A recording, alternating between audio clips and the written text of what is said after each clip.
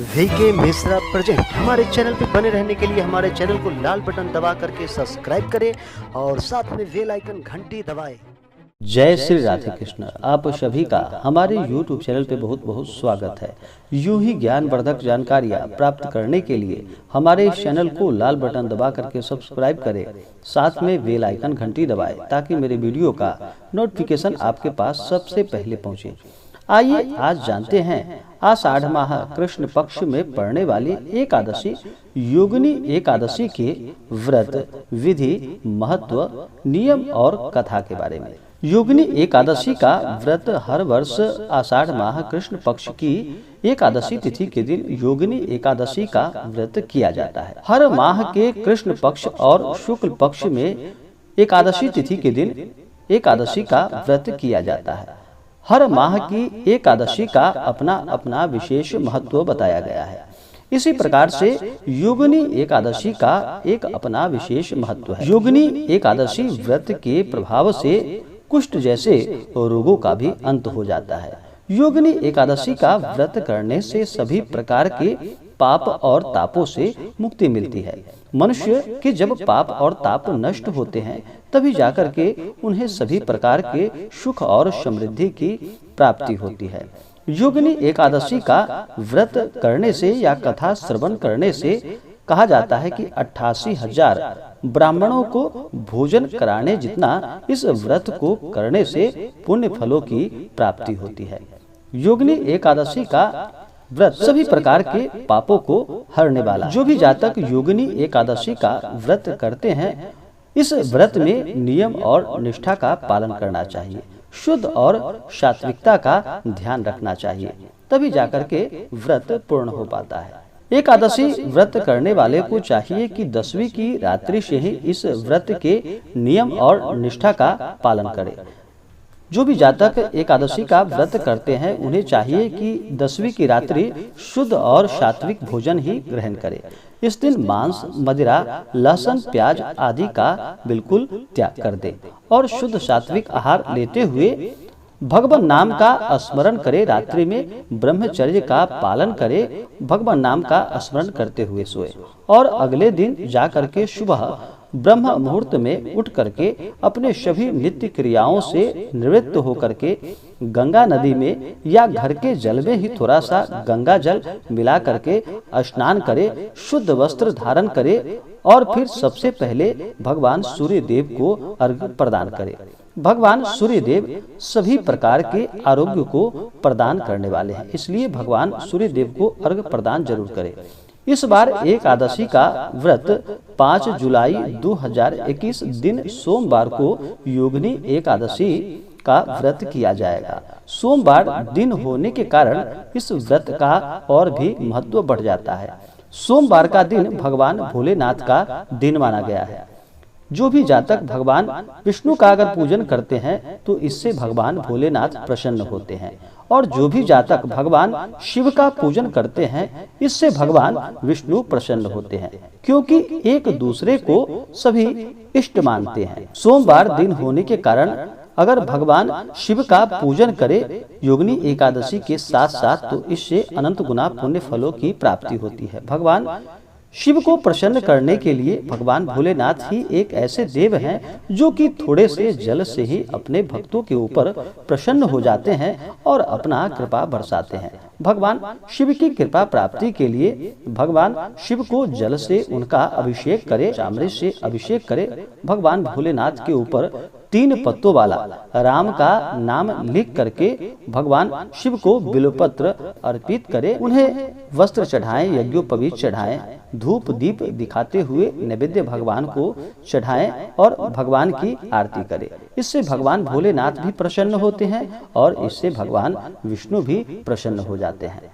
इसके बाद फिर व्रत का संकल्प लेते हुए भगवान से प्रार्थना करें कि हे भगवान विष्णु, हे माता लक्ष्मी, आज मैं आपके योगिनी एकादशी का व्रत करने जा रहा हूँ या करने जा रही हूँ। इस प्रकार से मन में संकल्प लेते हुए आपके मन में जो भी इच्छा हो, जो भी कामना हो, वह भगवान विष्णु और माता लक्ष्मी से कहें। जो भी सच्ची श्रद्धा के साथ भगवान से प्रार्थना करते हैं, भगवान उनकी प्रार्थना को अवश्य सुनते हैं। एकादशी व्रत में अन्न ग्रहण नहीं किया जाता है। एकादशी के दिन उपवास रह करके भगवान का पूजन करें। अगर उपवास ना रह पाए, जिनका शरीर कमजोर हो, जिनका स्वास्थ्य सही ना हो, वह एक समय फलाहार का प्रयोग करे और भगवान विष्णु का पूजन करे। इससे लाभ की प्राप्ति होती है। भगवान विष्णु का इस दिन 2 समय पूजन करना चाहिए। सबसे पहले तो पूजन के लिए एक अच्छा सा जगह ले, उस जगह को अच्छे से पवित्र करके वहाँ पे एक चौकी लगाए, मंडप बना करके चौकी लगा करके उस चौकी पे पीला वस्त्र बिछाएं। उस पे भगवान विष्णु और माता लक्ष्मी का प्रतिमा या फोटो रख करके उनका पूरे विधि विधान के साथ पूजन करें। किसी भी व्रत में, पूजन में या कोई भी मंगल कार्य में सबसे पहले भगवान गणेश का ही पूजन किया जाता है। तो भगवान गणेश का स्मरण करें। दिन में अगर पूजन कर रहे हो तो सूर्यादि पंच देवता का पूजन करे। रात्रि में पूजन करते हो तो गणपति आदि पंच देवता का पूजन करना चाहिए। कलश का पूजन करे, वरुण आवाहित देवता का पूजन करे, नवग्रह इंद्रादि दस्तिपाल देवता का पूजन करते हुए फिर जाकर के भगवान विष्णु और माता लक्ष्मी का पूरे विधि विधान के साथ पंचोपचार या षोडशोपचार पूजन विधि के द्वारा इनका पूजन करे। सबसे पहले तो भगवान विष्णु का ध्यान करे। आइए भगवान विष्णु का ध्यान करते हैं। ओम शांताकारं भुजगशयनं पद्मनाभं सुरेशं विश्वाधारं गगन सदृशं मेघवर्णं शुभांगं लक्ष्मीकान्तं कमलनयनं योगविधानगम्यं वंदे विष्णु भवभयहरं सर्वलोकैकनाथं। भगवान विष्णु का जो भी सच्ची श्रद्धा के साथ स्मरण करते हैं, भगवान विष्णु उनके सभी भय को भी हर लेते हैं। भगवान विष्णु का इसी प्रकार से ध्यान करते हुए माता लक्ष्मी का भी ध्यान करें। ओम महालक्ष्मी नमस्तुभ्यं, नमस्तुभ्यं सुरेश्वरी, हरिप्रिये नमस्तुभ्यं, नमस्तुभ्यं दयानिधे। इस प्रकार से माता लक्ष्मी का ध्यान करें और फिर पूरे विधि विधान के साथ भगवान का पूजन करें। भगवान विष्णु को सबसे पहले तो जल से उनका अभिषेक करें। इसके बाद पंचामृत चढ़ाएं, शुद्ध गंगा जल उनके ऊपर चढ़ाएं, वस्त्र यज्ञोपवीत भगवान को अर्पित करें। भगवान विष्णु के ऊपर अक्षत नहीं चढ़ाया जाता है, तो इस बात का ध्यान रखें।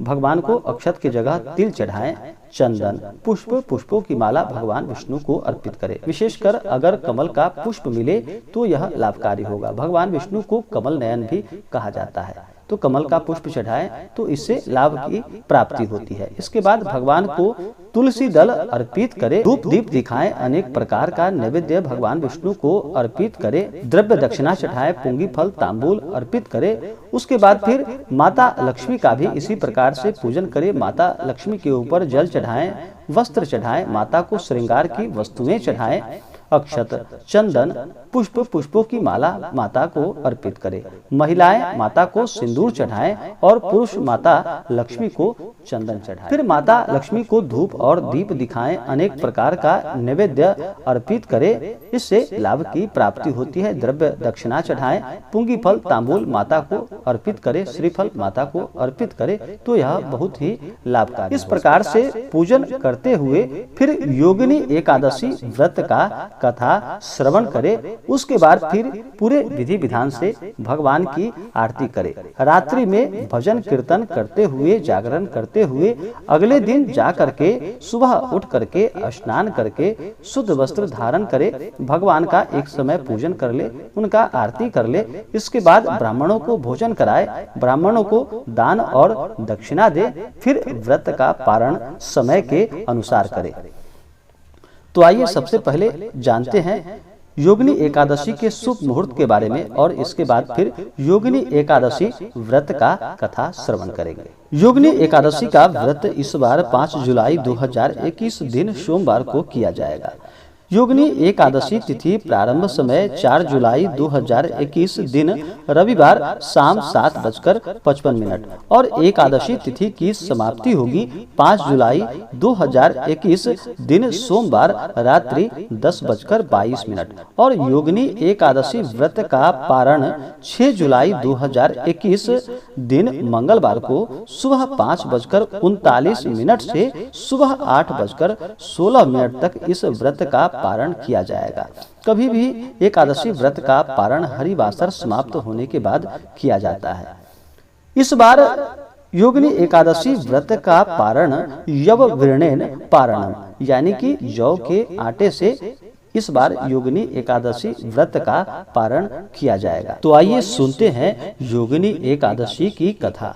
तो बोलिए प्रेम से भगवान विष्णु की जय, माता लक्ष्मी की जय। बहुत समय पहले की बात है। अलकापुरी नाम की नगरी में नाम का एक राजा राज्य किया करता था। वह भगवान शिव का परम भक्त था और उसका हेममाली नामक एक यक्ष सेवक था, जो कि पूजा के लिए प्रत्येक दिन उनके लिए पुष्प लाया करता था। हेममाली की विशालाक्षी नाम की एक अति सुंदर स्त्री थी। एक दिन वह मानस सरोवर से पुष्प लेकर आया, किंतु कामासक्त होने के कारण पुष्पों को रखकर वह अपनी स्त्री के साथ रमन करने के लिए चला गया। इस भोग विलास में दोपहर हो गई। हेममाली की राह देखते देखते जब राजा कुबेर को दोपहर हो गई, तो उसने क्रोध पूर्वक अपने सेवकों को आज्ञा दी कि तुम लोग जाकर पता लगाओ कि हेममाली अभी तक पुष्प लेकर क्यों नहीं आया। जब सेवकों ने उसका पता लगा लिया तो राजा के पास जाकर बताया कि हे राजन, वह हेममाली अपनी स्त्री के साथ रमन कर रहा है। इस बात को सुनकर राजा कुबेर ने हेममाली को बुलाने की आज्ञा दी। हेममाली डर के मारे थरथर कांपने लगा। राजा की मानो आंख क्रोध की ज्वालाएं उसकी आंखों से भड़क रही थी। वह अत्यंत क्रोध से उसके पास आया। क्रोध से उसके होठ फरफराने लगे। राजा ने कहा, अरे अधम, तूने मेरे परम पूजनीय देवों के देव भगवान महादेव का अपमान किया है। मैं तुझे श्राप देता हूँ कि तू स्त्री के वियोग में तड़पेगा और मृत्यु लोक में जाकर कोढ़ी का जीवन व्यतीत करेगा। कुबेर के श्राप से वह तत्क्षण स्वर्ग से पृथ्वी पर आ गिरा और कोढ़ी हो गया। उसकी स्त्री भी उससे बिछड़ गई। मृत्यु लोक में आकर उसने अनेकों भयंकर कष्ट भोगे, किंतु भगवान शिव की कृपा से उसकी बुद्धि मलिन न हुई और उसे पूर्व जन्म की भी सूझ रही। अनेक कष्टों को भोगता हुआ तथा अपने पूर्व जन्म के कर्मों को याद करता हुआ वह हिमालय पर्वत की तरफ चल पड़ा। चलते चलते वह मार्कंडेय ऋषि के आश्रम में जा पहुंचा। वह ऋषि अत्यंत वृद्ध और तपस्वी थे। वह दूसरे ब्रह्मा के समान प्रतीत हो रहे थे और उनका वह आश्रम ब्रह्मा की सभा के समान शोभायमान हो रहा था। ऋषि को देखकर हेममाली वहां आ गया और उन्हें प्रणाम करके उनके चरणों में गिर पड़ा। हेममाली को देखकर मार्कंडेय ऋषि ने कहा कि तूने कौन से निकृष्ट कर्म किए हैं जिससे तुम कोढ़ी बन गए और भयंकर तुम्हें कष्ट भोगना पड़ रहा है। महर्षि की बातों को सुनकर हेममाली बोला कि हे मुनिश्रेष्ठ, मैं राजा कुबेर का अनुचर था। मेरा नाम हेममाली है। मैं प्रत्येक दिन मानस सरोवर से पुष्प लाकर भगवान शिव के पूजन के लिए समय पर पुष्प लाकर कुबेर को दिया करता था। एक दिन पत्नी सहवास के सुख में फंस जाने के कारण मुझे समय का ज्ञान नहीं रहा और दोपहर तक मैं पुष्प न पहुंचा सका। तब उन्होंने मुझे श्राप दे दिया कि तू अपनी स्त्री का वियोग और मृत्यु लोक में जाकर कोढ़ी बनकर दुख भोगेगा। इस कारण मैं कोढ़ी हो गया तथा पृथ्वी पर आकर भयंकर कष्ट भोग रहा हूँ। अतः हे मुनि, आप कृपा करके कोई ऐसा उपाय बतलाइए जिससे कि मेरी मुक्ति हो। तो मार्कंडेय ऋषि बोले कि हे हेममाली, तूने मेरे सम्मुख सत्य वचन कहे हैं, इसलिए मैं तेरे उद्धार के लिए एक व्रत बतलाता हूँ। यदि तू आषाढ़ माह के कृष्ण पक्ष की योगिनी एकादशी का विधि और विधान के साथ व्रत करेगा तो तेरे सभी पाप नष्ट हो जाएंगे। महर्षि के वचन को सुनकर हेममाली अति प्रसन्न हुआ और उसके वचनों के अनुसार योगिनी एकादशी का विधान पूर्वक व्रत करने लगा। इस व्रत के प्रभाव से अपने पुराने स्वरूप में आ गया और अपनी स्त्री के साथ सुख पूर्वक रहने लगा। तो बोलिए प्रेम से भगवान विष्णु की जय, माता लक्ष्मी की जय। जो भी योगिनी एकादशी का व्रत करते हैं, योगिनी एकादशी का व्रत संपूर्ण ब्रह्मांड में प्रसिद्ध है। इस व्रत को नियम पूर्वक करने से मनुष्य के सभी पापों का नाश हो जाता है तथा मोक्ष की प्राप्ति होती है। तो आशा करता हूँ कि यह जानकारी आपको अच्छा लगा हो। ऐसे ही ज्ञानवर्धक जानकारियाँ प्राप्त करने के लिए हमारे इस चैनल को लाल बटन दबा करके सब्सक्राइब करें, साथ में बेल आइकन घंटी दबाएं ताकि मेरे वीडियो का नोटिफिकेशन आपके पास सबसे पहले पहुंचे। वीडियो को लाइक और अपने मित्रों तथा दोस्तों के साथ शेयर करें। सुखी रहें और स्वस्थ रहें। जय श्री राधे कृष्ण। धन्यवाद।